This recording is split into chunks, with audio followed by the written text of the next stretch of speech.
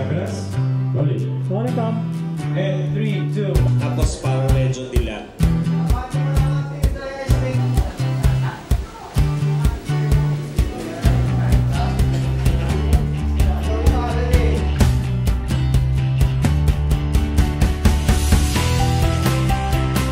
Tungkol sa anong role ko?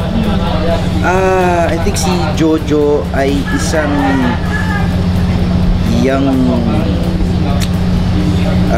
professional na empleyado siguro ng hindi ko alam kung saan siyang katrabaho, pero goth at nagsosolo siya, hindi siya nagsosolo, nakatira siya sa isang lumang bahay na sanay na siyang matakot, pero natatakot pa rin siya palagi.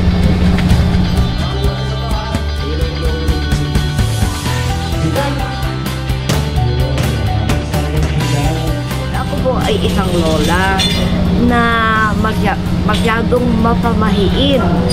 Like halimbawa, yung mga bagay na hindi dapat gawin, pero ginagawa pa rin ng apo ko. In the personal ketchup. So, yun na nga, mapamahiin lola.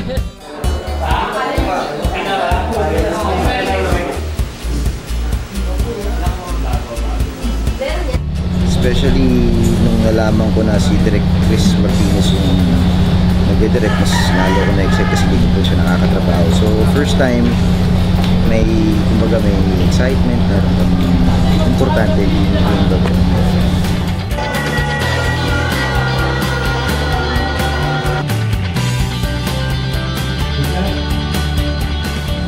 Shake, rattle, and roll part 1 or 6 or 7 and 8.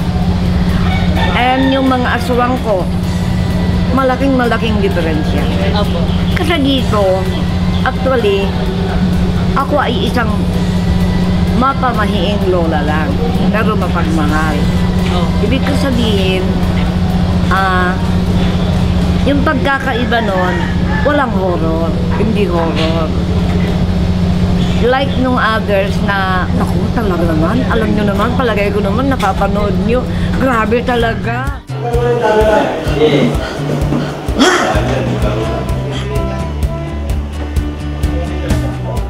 Inibitahan ko po kayong manood at suportahan po ang aming munting proyekto ng Sun Life, Oh My God. At kasama po ako dito at si Miss Lilia Contapay na directed by Chris Martinez.